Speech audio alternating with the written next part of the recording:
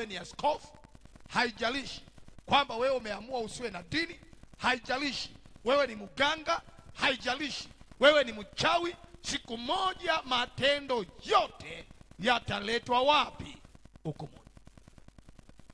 Kwa hivyo kama kuna jambo ambalo unapaswa kulitambua ni hili, kwamba unaishi katika dunia hii, lakini mambo yako yataletwa wapi? Hukumuni. Bwana asifiwe.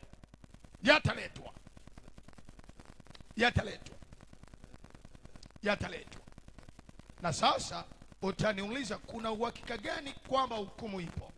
Katika Matendo ya Mitume sura ya 17 na mstari wa 31, Biblia inaeleza uhakika wa hukumu hii.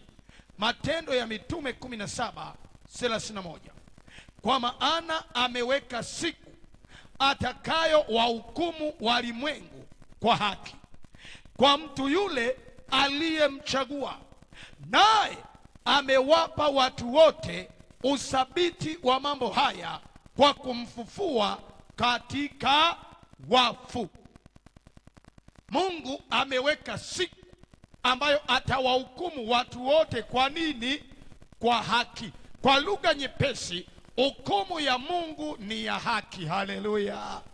Hukumu ya Mungu haina upendeleo.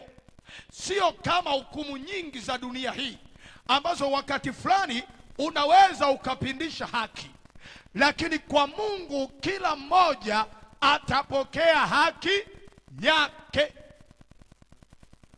Kila mmoja.